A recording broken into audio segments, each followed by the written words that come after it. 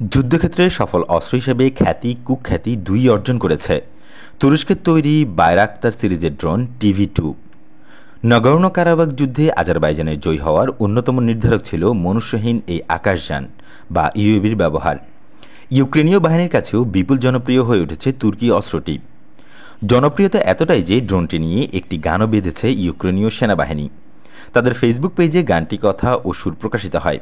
তার একটি লাইন এমন: দানবদের বিরুদ্ধে এবার আমরা পাল্টা আঘাত হানছি, বায়রাক্তারের মৃত্যু থাবায় রুশ দস্যুরা যাচ্ছে পরপারে। ইউক্রেনের প্রতিরক্ষা মন্ত্রণালয় তাদের টুইটার পেজে পুলিশ বাহিনীর একটি কুকুরের ছবি পোস্ট করেছে। এটি সহ কিয়েভ চিড়িয়াখানায় সদ্যজাত একটি লেমুরের নামও রাখা হয়েছে বায়রাক্তার। আসলে চলমান যুদ্ধে ড্রোনটি দিয়ে অনেক রাশিয়ান ট্যাঙ্ক ও মিসাইল সিস্টেম ধ্বংসের দাবি করেছে ইউক্রেন। এজন্যই তারা এটির প্রশংসায় ভাসছে। যুদ্ধে নিজেদের তৈরি অস্ত্রের সফলতা পাওয়া মাত্র লুফে নেয় সব দেশ, তা আরও বাড়িয়ে ছাপিয়ে প্রচারও করে। কিন্তু ভৌগোলিকভাবে তুরস্কের কাছেই রাশিয়ার অবস্থান, আছে জ্বালানি ও খাদ্য আমদানিতে মস্কো নির্ভরতা আর জটিল ভূরাজনৈতিক সমীকরণ। এইসব কারণে আঙ্কারার প্রতিক্রিয়া হয়েছে ইউক্রেনীয়দের বিপরীত। তুর্কি সরকার এখন কিয়েভের কাছে এই অস্ত্র বিক্রির গুরুত্বটাকে খাটো করে দেখানোর চেষ্টা করছে। তাছাড়া ইউক্রেন সংকটে মধ্যস্থতায় উদ্যমী আঙ্কারা। রাশিয়ার সৈন্যদৃষ্টিতে পড়লে সে সুযোগও হারাবে, সব ভেবেচিন্তেই যে কোনো উচ্ছ্বাস চেপে রাখছেন তুর্কি কর্মকর্তারা। ইতিমধ্যে গত 10 মার্চ যুদ্ধ শুরুর পর প্রথমবারের মতো তুরস্কে এক বৈঠকে অংশ নেন রাশিয়া ও ইউক্রেনের পররাষ্ট্র মন্ত্রীদ্বয়। ন্যাটো সদস্য তুরস্ক প্রতিবেশী ইউক্রেনকে রুশ আগ্রাসন মোকাবেলায় ট্যাঙ্ক বিধ্বংসী অস্ত্র ও ক্ষেপণাস্ত্র দিলেও ড্রোন বিক্রিকে আর 10টা সাধারণ বাণিজ্যিক লেনদেনের মতো করে উপস্থাপন করেছেন তুর্কি কর্মকর্তারা। তার উপর আবার বায়রাক্তার ড্রোন প্রস্তুতকারক বাইকার মাকিনা কোম্পানির সহপ্রতিষ্ঠাতা তুর্কি প্রেসিডেন্ট রিসেপ তাইপ এরদোয়ানের আপন জামাতা সেলজুক বায়রাক্তার। ড্রোন নিয়ে আত্মপ্রচার তাই এরদোয়ানের প্রশাসনের মধ্যস্থতার চেষ্টাকেই ভেস্তে দিবে এমন আশঙ্কা করা হচ্ছে। পদস্থ একজন কর্মকর্তার কথা শুনলেই তা বোঝা যায়। চলতি মাসে ডেইলি সাবা পত্রিকাকে দেওয়া এক সাক্ষাৎকারে তুরস্কের উপপররাষ্ট্রমন্ত্রী ইয়াহুস সেলিম কিরান যেমন বলেছিলেন, তুরস্ক এটি কোনো সহায়তা হিসেবে দেয়নি, তুরস্কের একটি কোম্পানি থেকে ইউক্রেন এই ড্রোন কিনেছে। অবশ্য তিনি ড্রোনের সফলতা নিয়ে প্রশংসা করে একে যুগান্তকারী বলে উল্লেখ করেন। ইউক্রেনীয় সেনাবাহিনীর অন্যতম প্রতিরোধ অস্ত্র হয়ে আমাদের পণ্যটি তার গুণগত মান ও সাফল্য আরও একবার প্রমাণ করেছে। অনেক দেশই এখন ইউএভিটি কিনতে সারি বেঁধে অপেক্ষা করছে। তুরস্কের এই সতর্ক আচরণের আরেক কারণ এরদোয়ান পুতিন সম্পর্ক। এরদোয়ান দীর্ঘদিনের প্রচেষ্টায় পুতিনের সাথে একটি বেশ জটিল জোট সমীকরণ গড়ে তুলেছেন। ন্যাটো মিত্রদের ক্ষুব্ধ করে এর আগে মস্কোর কাছ থেকে অত্যাধুনিক আকাশ প্রতিরক্ষা ব্যবস্থা বা S-400 কিনে আঙ্কারা। একই সঙ্গে লিবিয়া ও সিরিয়ায় আবার রাশিয়ার বিরোধী শিবিরকে সাহায্য করেছে দেশটি। এরদোয়ান ইউক্রেন আগ্রাসনের নিন্দা জানালেও রাশিয়ার উপর নিষেধাজ্ঞা আরোপের বিরোধিতা করেছেন, কারণ পর্যটন খাতসহ শক্তিধর প্রতিবেশীটির ওপর গম ও সিংহভাগ জ্বালানি আমদানিতে নির্ভরশীলতা রয়েছে আঙ্কারার। অন্যদিকে এরদোয়ান ইউক্রেনের প্রেসিডেন্ট ভলোদিমির জেলেনস্কির সাথেও প্রতিরক্ষা সহযোগিতার সম্পর্ক গভীর করেন। গত মাসে তারা নতুন প্রজন্মের ড্রোন তৈরিতে দুই দেশ একসাথে কাজ করবে এমন একটি সমঝোতায় পৌঁছান। ফলে 2019 সালে তুরস্কের ইস্তাম্বুল ভিত্তিক বায়কার কোম্পানির তৈরি কমপক্ষে 20টি ড্রোন ক্রয়ের যে চুক্তি কিয়েভ করেছিল তার আওতায় আরও প্রসারিত হয়। বায়কারের সহপ্রতিষ্ঠাতা সেলজুক বায়রাক্তার ও তার দুই ভাই।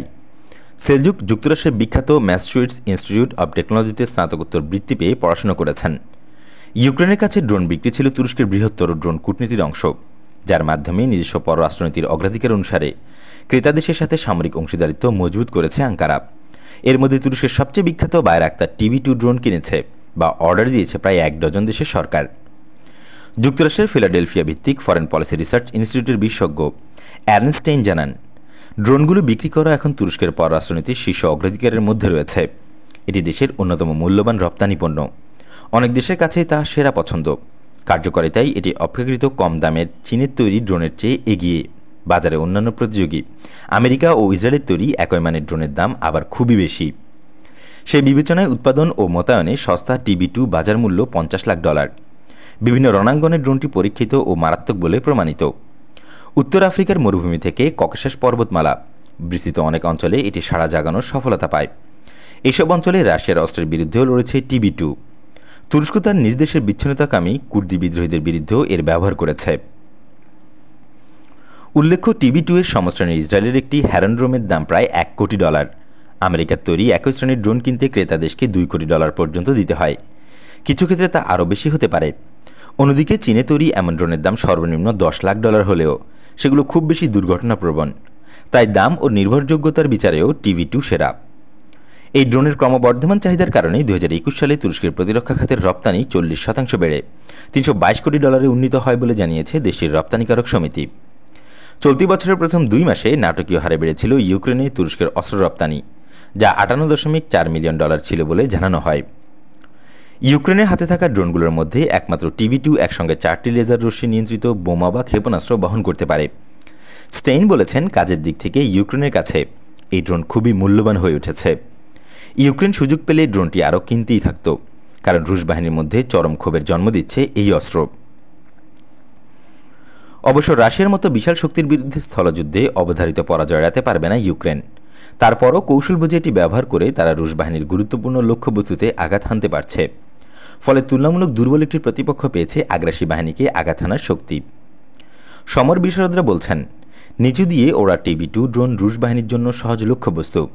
পুতিনের বাহিনী ইউক্রেনের আকাশপথ পুরোপুরি দখলে নেওয়ার পর এই আধিপত্য হারিয়ে যাবে। যুদ্ধের এই পর্যায়ে মস্কোর দাবি, রুশ বাহিনী এ পর্যন্ত 4টি বাইরাক্তার ড্রোন এবং তারা যেসব ঘাঁটি থেকে উড্ডয়ন করেছিল সেগুলো ধ্বংস করেছে।